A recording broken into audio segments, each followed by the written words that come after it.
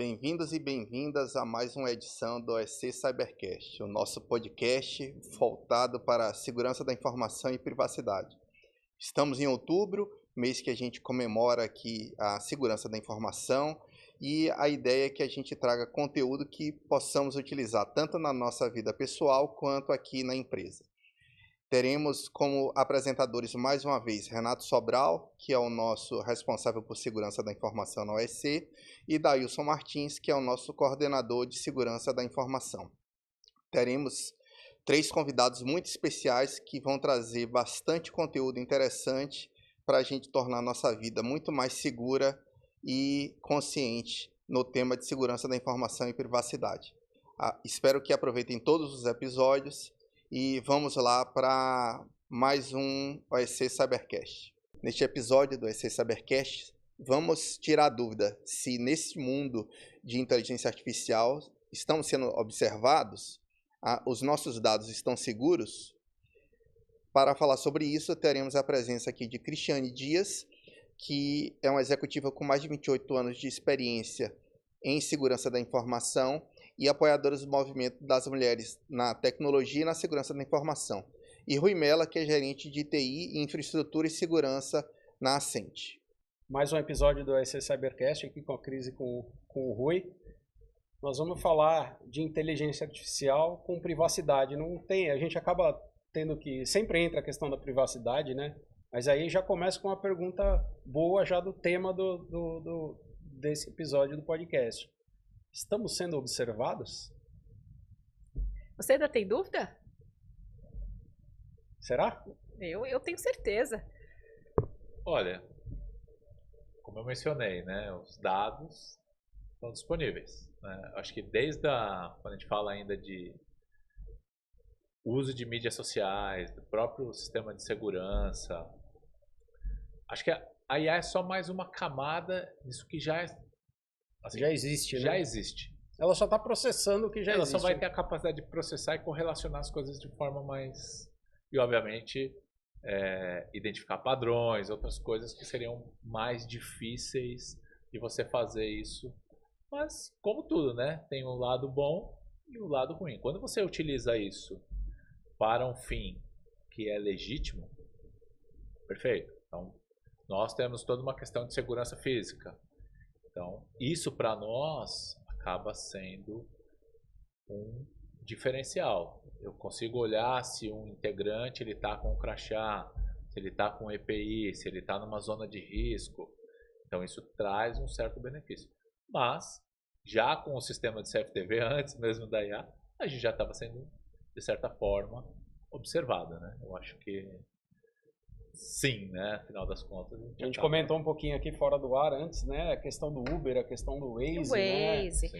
Se a gente está conectado e está com geolocalização habilitado, a gente está sendo monitorado em questão de presença, né, nos locais, e mesmo sem estar com geolocalização habilitado, o próprio comportamento dos aplicativos, né? Eu já tinha eu tenho um velho amigo que ele fala, você usa aplicativos gratuitos, você paga para usar, né, em geral, o WhatsApp? Não. Você usa Instagram? Você paga para usar o Instagram? E ele falava, não tem almoço grátis. Você é o produto. Você é o produto, exatamente. Você é o produto. Então, você está treinando ali a plataforma que você está usando gratuitamente para algum benefício dessa empresa, né? Monetização. Isso não é IA, né? Isso aí já vem há muitos anos, né? De Google, Meta, que vendiam e acredito que vendem ainda para algum segmento muito específico, né? Mas eu acho que é o que o Rui falou, né? A IA, nesse caso aí, ela só está acelerando o processamento, a capacidade de analisar. Fazendo uma correlação rápida. Correlacionar, né? Fazer a inferência, por exemplo. Se eu tenho o hábito de consumo de ver camiseta, tênis, ela fala, pô, esse cara tem um estilo de se vestir mais informal. Então, isso, né, já não é necessariamente novo. Então, acho que a IA traz esse benefício, como traz alguns benefícios operacionais. E só tocando nesse ponto, né, que assim, nós somos o dado, então assim, a gente paga com as nossas informações. bom que a gente tem a opção de usar ou não. Obviamente que num mundo hiperconectado, enfim, acaba utilizando. Quem não usa, né? Quem não usa um GPS, quem não usa uma mídia social. Né? Mas, sim, para a questão de privacidade, se você ainda também não tiver esse filtro natural do que eu coloco ali, enfim, de fato você vai estar sendo, né, de uma certa eu vou fazer forma... uma provocação. Eu não uso o WhatsApp, por exemplo, né, que é uma ferramenta de comunicação rápida, né, com família, tirando o corporativo, né, eu não compartilho senhas. De nenhuma forma. Né? Então, às vezes o maridão lá, pô, esqueci a senha de tal coisa. Tô te ligando. Eu ligo. E não é pelo WhatsApp. Eu ligo pela operadora de voz. Pode ser interceptado? Pode. Claro que pode. Mas eu minimizo o risco da minha senha estar lá no algoritmo da Meta. Que eu tô falando do WhatsApp, né, especificamente. Não tô fazendo propaganda, mas é só para ilustrar.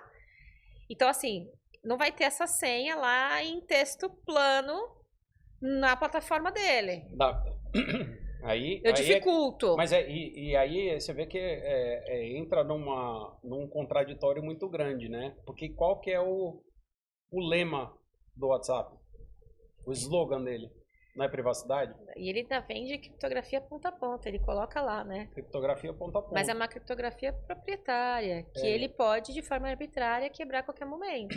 Exato. É isso que eu falo sempre para as pessoas. Pô, mas o WhatsApp não fala que tem criptografia? Eu falei, sim, criptografia proprietária dele. Então, na hora que ele bem entender, ele pode quebrar. Qualquer tecnologia tem um risco. Sim. E acho que o que você falou é importante. Eu coloquei minha informação dentro do WhatsApp. Ah, não, está criptografado, enfim, é minha conversa.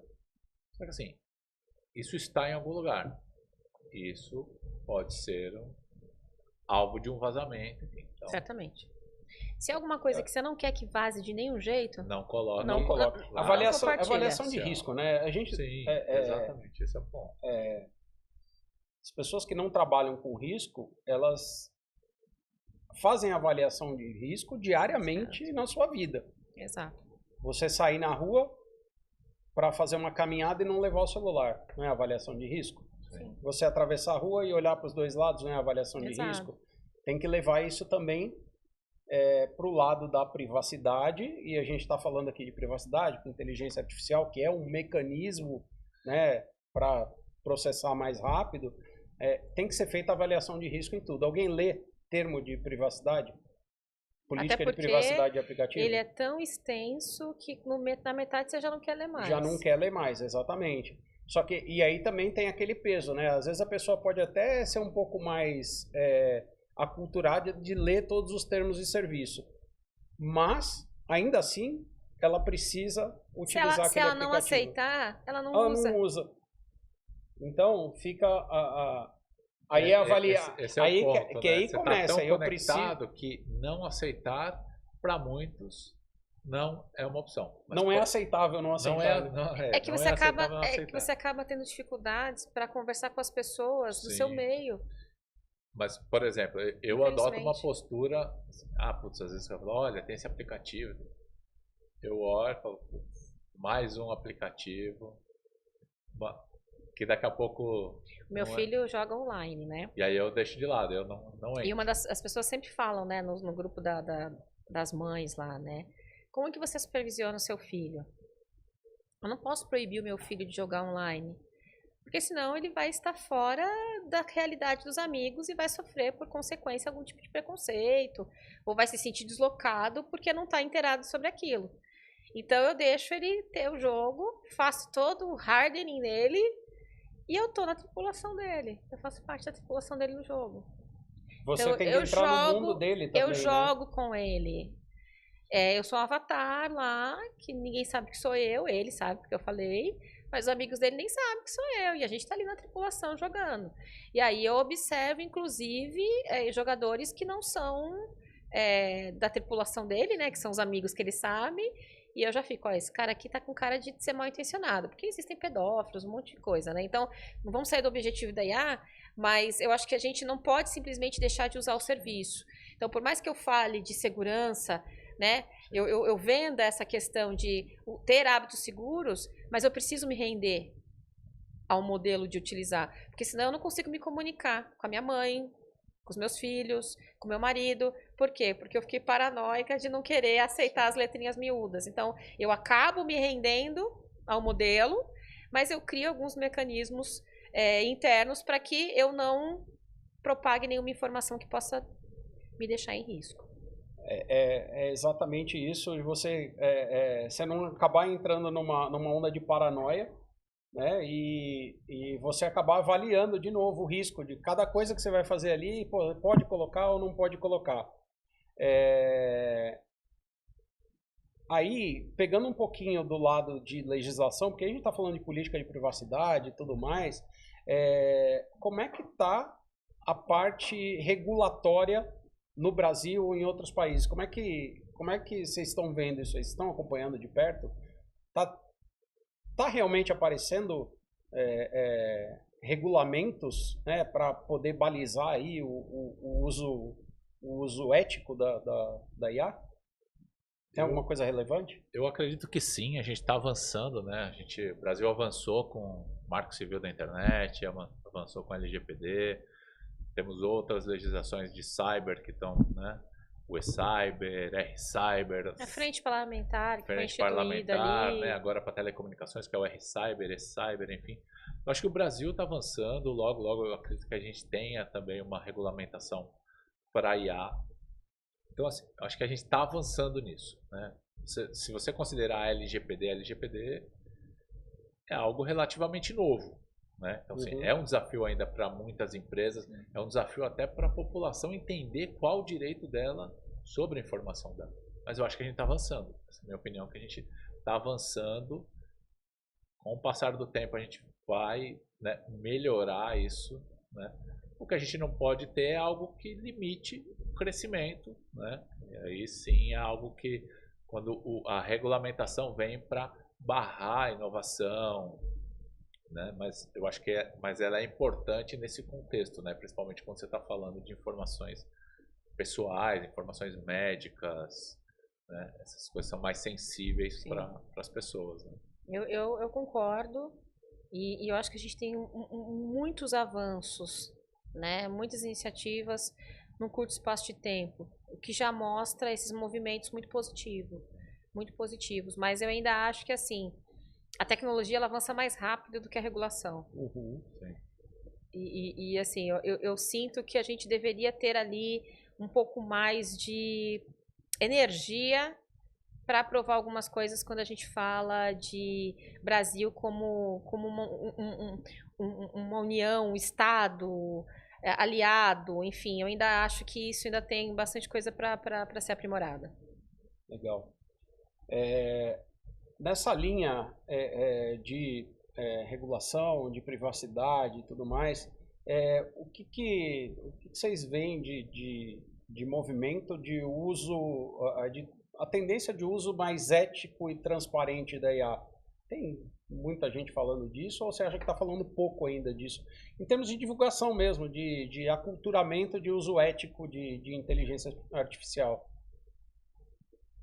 Não especificamente de regulação, mas eu acho que vai mais no aculturamento. Eu acho que é uma preocupação, acho que é um tema que está na cabeça de todo mundo. Acho que essa questão de como usar de forma ética. É claro que você vai ter os casos fora da curva, são a exceção, mas eu acho que tem sim uma preocupação, né, de não ser um modelo enviesado, não ser um modelo que, sabe, que cause algum tipo de constrangimento para a pessoa, né, para as pessoas, enfim. Eu acho que tem essa preocupação. Óbvio que é um desafio, né? Eu falo que o resultado é como é que você vai treinar o modelo. Então, assim, se você treinar o modelo com dados enviesados, ele vai ser um modelo enviesado. RH, por exemplo, né, que tem que ter muito cuidado com, então, assim, com o uso de IA. Mas eu acho que tem muito mais força para o bem com ética do que para o mal sem ética. Sim. Eu acho que nesse caso específico é o treinamento do modelo com dado ruim que pode gerar, e aí com falta, obviamente, de controles, né? Você precisa ter controle, você precisa ter validação. Você não lança um produto, um agente, se você não tiver um mínimo de controles estabelecidos ali, de validações, né? De fazer uma... Obviamente, você vai cercar 100% dos casos de uso? Não, mas eu acho que a maioria dos projetos que eu vejo, das empresas, das interações que eu tenho, as pessoas sim estão preocupadas com essa questão de ser mais ético, não estar tão enviesado, não ser discriminatório. Legal. Bom, a gente já falou bastante aqui de o que colocar na IA, o que não colocar. Aí eu acho que tem muito mito e muita verdade sobre o uso da IA. A IA lê pensamento? Tem gente perguntando, a IA lê pensamento? Né? Eu não tenho nada para esconder, então eu posso colocar qualquer coisa lá. O que tem de mito e o que tem de verdade no uso principalmente da IA generativa, né? Essa questão de ler pensamento é um mito. Esse certamente é um mito. Eu não vou dizer que, enfim, a gente está falando de computação quântica aliada à inteligência artificial, e eu acredito que vai evoluir, sim, né, para neurotransmissores em algum momento, né? Então, eu vou diluir a pergunta em dois. No momento, ela não lê pensamentos. Ainda, né? Ainda. Mas, como qualquer tecnologia que avança, eu não posso prever o futuro. Mas tem gente que pensa alto, né? Mas certamente eu acho que ela vai ajudar em algum momento. Então, já existem aí, né, a neurociência, né, que é usada para restabelecer movimentos, né, de pessoas que têm algum tipo de mobilidade reduzida.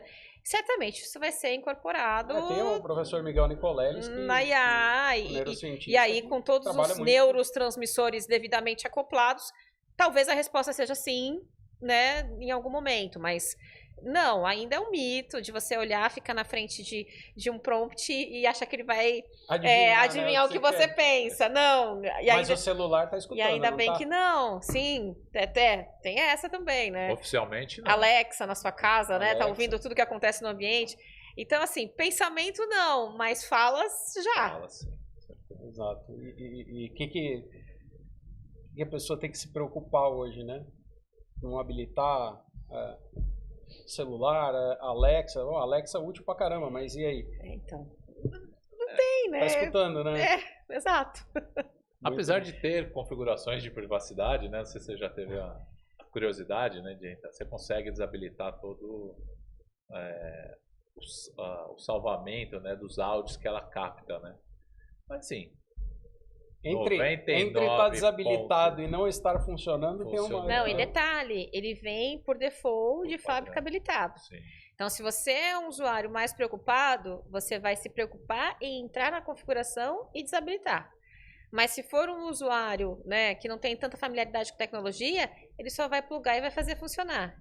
E talvez ele nem saiba que tem essa opção. Esse tema vai levar a gente lá na base novamente, que é o letramento. Letramento, que a gente fala bastante. Se você não educar desde a base sobre questões de privacidade, a gente não tem cultura de privacidade.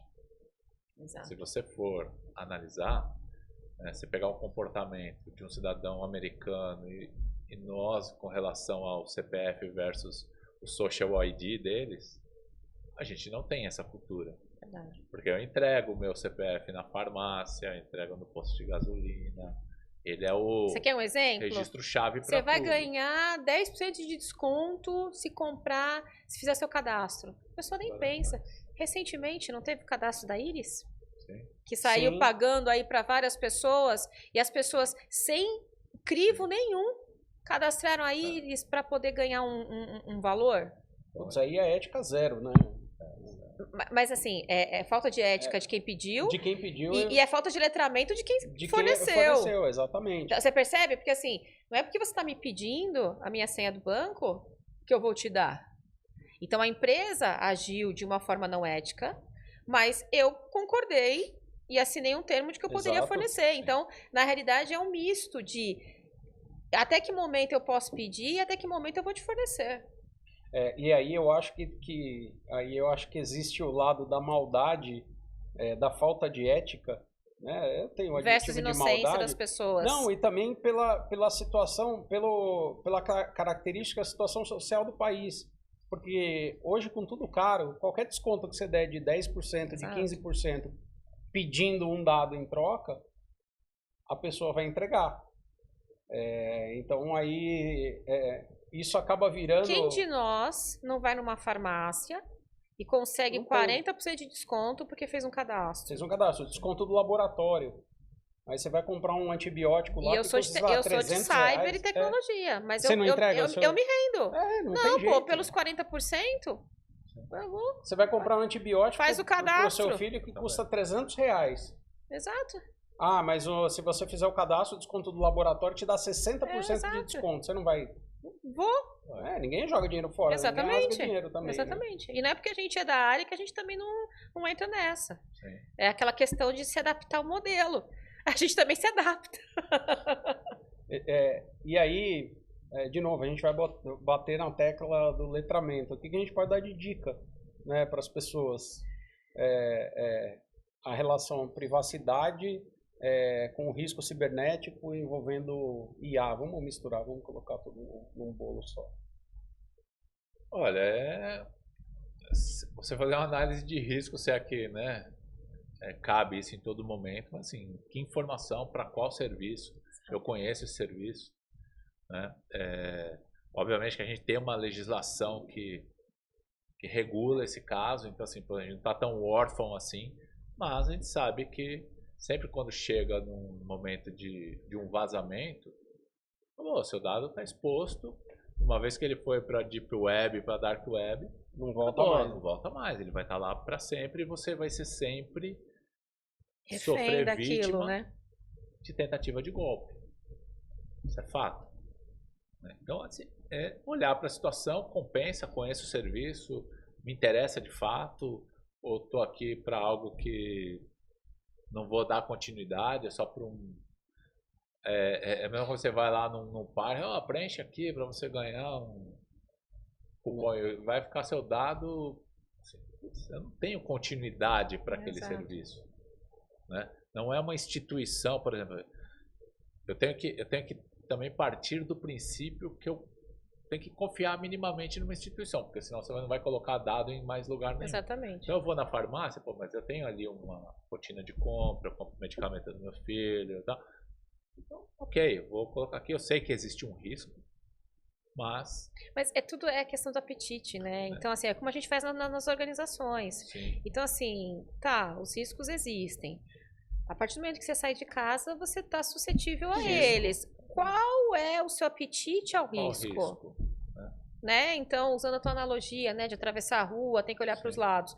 Eu vou deixar de sair na rua porque eu vou ser atropelada? Então, eu assumo o risco de sair e ter mais atenção. É a mesma coisa quando a gente envolve cadastros, privacidade e tudo mais, né? No caso da farmácia, na empresa Cristiane, eu assumo o risco pelo desconto dos 40%.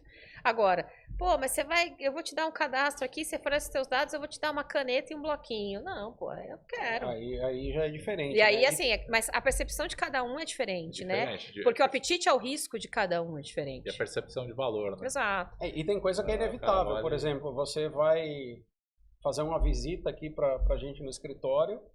Qual é a primeira coisa que eles vão pedir? A primeira é o CPF. A segunda coisa é tirar uma foto. Você vai falar não? A foto, o documento. Senão você não entra. Então, eu acho que essa é uma cultura que ela precisa... E não é algo de curto prazo. Né? Então, hoje você vai em muitos processos que você vai...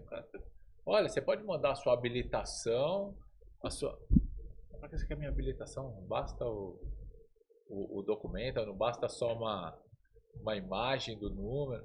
Não, quero a habilitação inteira. Então, assim, esse é um processo que a gente vai ter que evoluir bastante. Acho que é uma curva de maturidade, ela não é tão rápida assim. Eu acho que saiu uma legislação e amanhã... E eu acho que é importante também dizer que não tem risco zero, né? Não tem risco zero. Então, assim, você consegue escolher os riscos que você vai aceitar, mas não tem como você estar ali sem riscos nenhum, né? E aí falando privacidade falando pessoa física, tá? Esquece empresa, organização, né? Eu tô falando mais nessa questão de Sim. privacidade como titular de um dado. Uhum. Sim. Eu acho que No fim do dia, o que a gente tem que levar para as pessoas é que realmente acaba sendo uma avaliação de risco, né? Avaliação Sempre que de você risco. tiver que fornecer seja um CPF ou colocar o seu rosto lá num reconhecimento facial, é você avaliar se aquilo é realmente necessário, se te impede de fazer alguma coisa e o risco que pode ter para você. Né? Aí casos práticos, né? Tem aos milhões, né? Exato. A questão do presente. Outro dia eu vi reportagem de novo, achei que tivesse acabado esse golpe, mas não acabou. Né? O presente, flores no aniversário. recebe flor lá de alguém. Ah, não, peraí que eu vou colocar o celular aqui, eu preciso provar que você... E as pessoas caem. E as pessoas caem. Cesta básica. Você cadastra aqui que você vai ganhar uma cesta básica na sua casa. Realmente, às vezes a cesta até vai, mas acabam usando os dados para pegar empréstimos no nome da pessoa. Exato. E tudo mais. Então, assim, vale o risco? Eu até queria comentar um caso aqui que não vou abrir a instituição, mas o uso de IA nessa questão do reconhecimento. Um banco, eles estão utilizando no reconhecimento do Face ID IA por trás do... E aí o CISO lá me comentou um caso que eles identificaram um sequestro. E pela feição da pessoa, eles conseguiram identificar, rastrear o telefone e encontrar a pessoa. Então, olha aí, esse é o uso da IA para o bem. IA para o bem. Mas você vê, esse é um caso de esbarra uso, na privacidade, esbarra. mas que foi eu não vou usar violação, né? Sim. Porque acho que o termo é muito pesado. Mas violou a privacidade do correntista, mas que foi bom para ele para poder, nesse caso, identificar o sequestro. Assim, ele tava sob coação. Ameaça, né? E aí quando ele foi fazer a autenticação para fazer transferência, pediu o Face ID. E aí pela expressão facial dele, identificou e conseguiu rastrear o telefone e a polícia localizar. Olha aí. Você vê, Assim, eu já tava aqui algo, não vou falar assim disruptivo, mas, mas é algo que muda completamente. Faz toda a diferença. Então, eu tava pensando aqui, enquanto vocês estavam falando, hoje tá cada vez mais comum, você vai fazer alguma coisa num app de banco, seguradora ou compra. Eu tenho um aplicativo aqui de um site de compra. Não, eu vou usar no meu computador. Pera aí que eu preciso validar a sua facial. Pô, pera aí. Mas numa situação dessa, essa validação da facial acabou salvando uma vida. Exatamente. Você não sabe o desfecho do que poderia acontecer nesse caso. Né? Mas acho bem interessante. Assim, quando você olha esses casos de uso, você fala, putz, você vê, antifraude. Uhum. Né? Acabou envolvendo segurança física, né? Com o uso da IA. Então acho que tem alguns casos que são bem... Porque a gente fala muito de IA também só no LLM, né? Então, isso que... Esse é outro ponto que eu ia tocar aqui no uso. A gente fala muito da questão da IA generativa, do cara fazer prompt lá, mas tem a IA por trás, né, de várias coisas que a gente pode colocar, como esse caso, né? De uma análise de uma situação. Por exemplo, numa garagem, teve alguns meses atrás um sequestro dentro de uma loja de coisas para artigos para pet. Ali no Morumbi, a pessoa foi sequestrada ali dentro. De repente, e a câmera filmou. E se tivesse aplicado uma IA ali por trás daquela imagem para poder identificar que aquilo lá era um sequestro, era uma situação violenta para poder fazer um acionamento. Suspeito, né? Tem muitas aplicações, tem muitos casos de uso que acho que eles vão, né? Se você olhar todo dia, você vai ver um modelo diferente para alguma aplicação específica. Todo dia você vai encontrar, olha, tem um que faz análise de imagem de câmera, tem um que faz validação, enfim, tem para todo que é tipo de... Eu acho que a gente vai chegar nesse ponto onde a balança vai pender mais pro bem do que eventualmente pro... Eu já acho que já tá, viu? Eu acho tem que muito mais iniciativas pro bem do que pro mal. Pro mal, né? Maravilha. Excelente. Excelente conteúdo. Se deixasse, a gente ficava aqui a tarde inteira. Agradecer demais a Cris, ao Rui. Eu agradeço, né, a Obrigada. oportunidade. Dividir a mesa aqui com a Cris. É uma Maravilha. honra estar com vocês. Dois Conteúdo. craques aí, conteúdo maravilhoso. De alto nível. Muito bom. Agradecer a todos aí e fiquem de olho nos nossos episódios do EC Cybercast. Um abraço a todos.